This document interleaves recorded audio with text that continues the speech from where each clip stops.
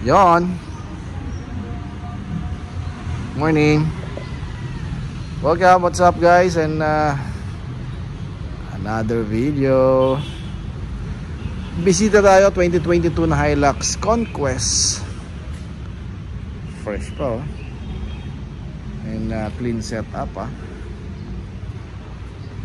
So this is check natin, ah. Siyempre automatic na 4x4 na Conquest. Okay. Ba't ko sinabing 4x4? May switch siya. Automatic, of course. So konting walk around tayo. Napaka minimal ang setup. Hindi nawala yung stock design ng itong setup ni Sir. Palit lang ng nakalift yata si Sir, ano? Naka 2 inches to kung ako nagkakamali. So yung mga setup na ginawa niya.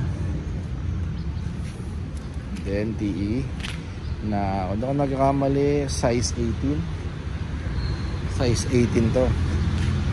Yan, na box. Ang bago pa, no?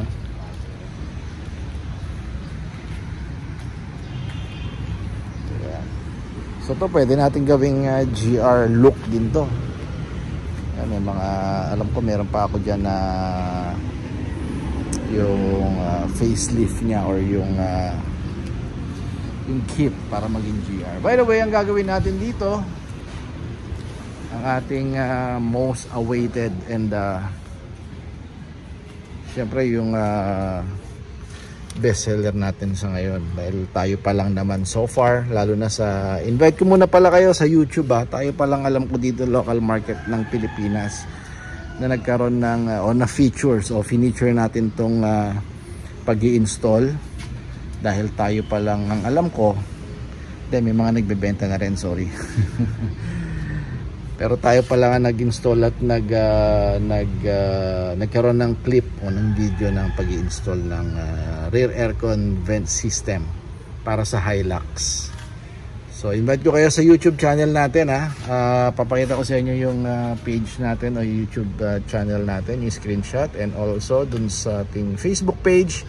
Pakita ko rin sa inyo dyan. Yan. Then yung sa upper right ng screen nyo, yung number natin 0917-888-1133 for more info. Kung may mga inquiries kayo, pwede kayong tumawag, text, and doon sa Facebook page natin pwede kayong mag-message din. Okay, mas active tayo doon. So ito yung mga parts na gagamitin natin, yung pipe o yung duct. And then kasama syempre yung link. Ito yung link natin, nakakabit. Tayo lang din meron ito. Okay, meron tayo nyan. At set natin binebenta. Then ito yung sa likod. Yan, original. Lahat to brad, original. Maliban dito, hindi kino-customize kasi natin to. Napakahirap nito. Made in Thailand din to. Original to. Automatic. Kasi iba yung itsura ng pang manual na pipe. Okay, pero to pare-pareho sa lahat. So babaklas muna tayo. Okay nga, let's guys, watch out. Babalik ako.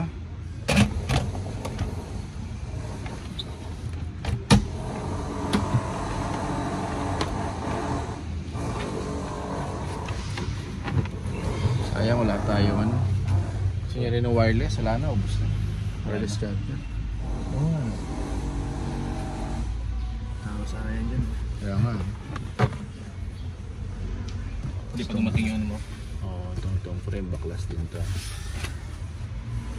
Saka ito.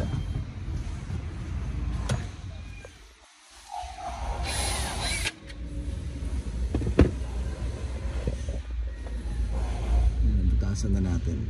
Diyan lalabas ngayon yung flow. Yung airflow. So ganito kalaki na binutas natin.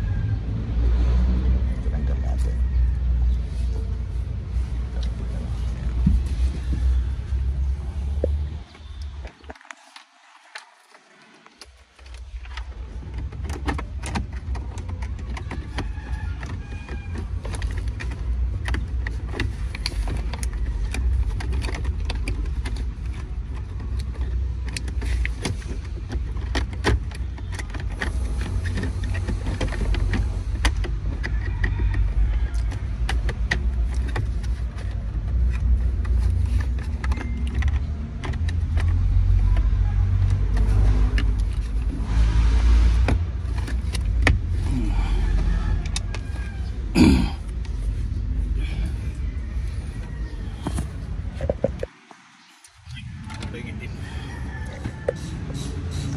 center panel or center console.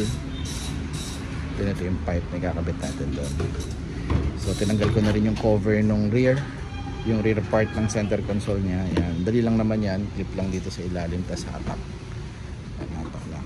I would suggest huwag nyo muna ikabit yung rear vent natin dito sa likod. Pag naikabit na install na muna natin ito pabalik,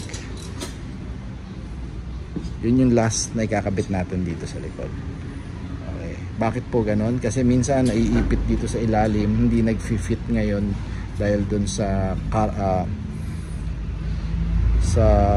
matting natin, kung ano man yung binili nating aftermarket matting, at yung carpet. Okay, umiipit kasi dito pagka natin nilalagay na kagad yung rear aircon vent Okay. So wag muna, last na natin ikakabit yan mamaya.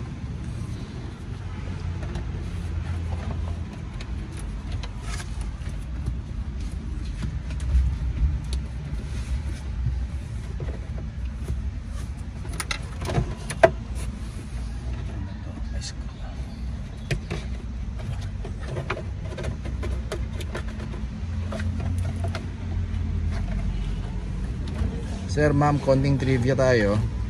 Tayo pa lang ang so far sa YouTube, yung mga nagko-content, tayo pa lang so far nagkabit nito ng actual.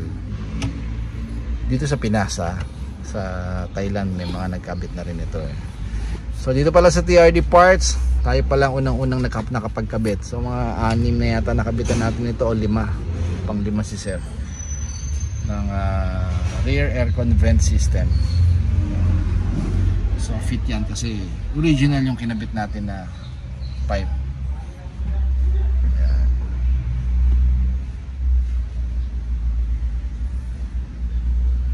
First in the Philippines.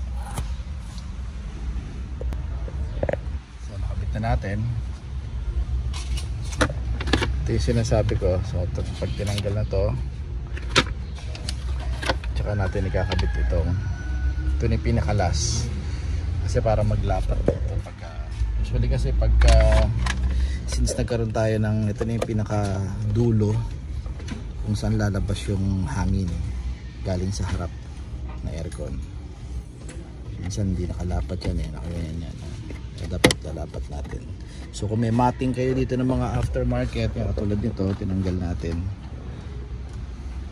Pagka kinabit natin to, lalapat hanggang ilalim, walang may ipit ang hindi tama.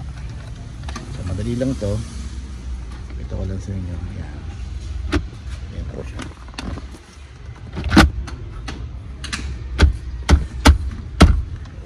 Tapos tulak lang ng konti dito. Yan yung clip niya. Yan. So perfectly fit.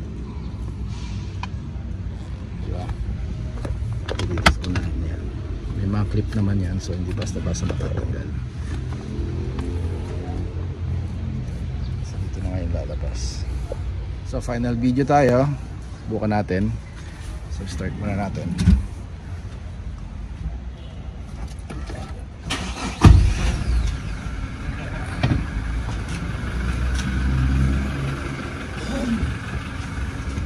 Yan, check natin. So dito guys, huwag kayo masyadong makonfuse since may aircon tayo sa likod or may vent na tayo sa likod. Kung paano nyo lang ginagamit or ino-operate once na nag-start na kayo, kung paano nyo ino-operate ng normal ang aircon sa harap, wala na kayong iintindihan sa likod dahil automatic siya. Since wala tayong wiring na ginawa dito, wala tayong pinagapang na bagong wire o electrical, so as is siya. Kung ano aircon sa harap mo, kung gaano ang buga sa harap, same din sa likod, wala ka ng adjustment. Ang adjustment na pwedeng gawin sa likod is yung pag on off lang ng aircon vent. Try muna natin on natin yung aircon. Usually ganito lang din ako magbukas ng aircon. Number 1,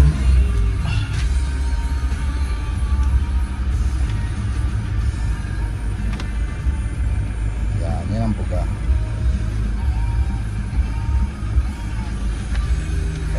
Yan, meron na rin aircon sa harap. Feel na rin natin. Siyempre gusto mo lakas mo lang. Ayan.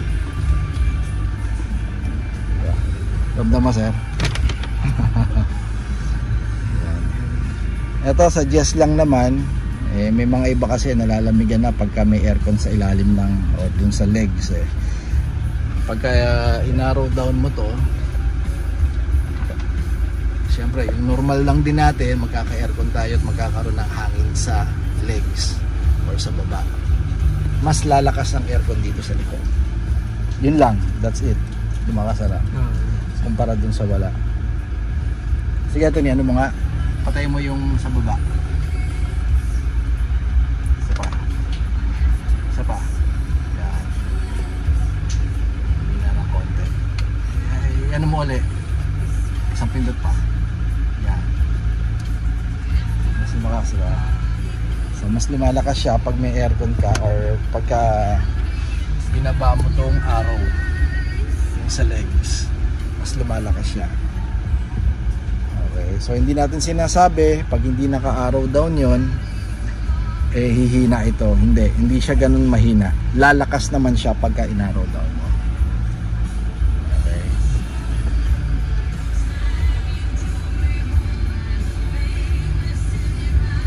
Ayos, lamig eh.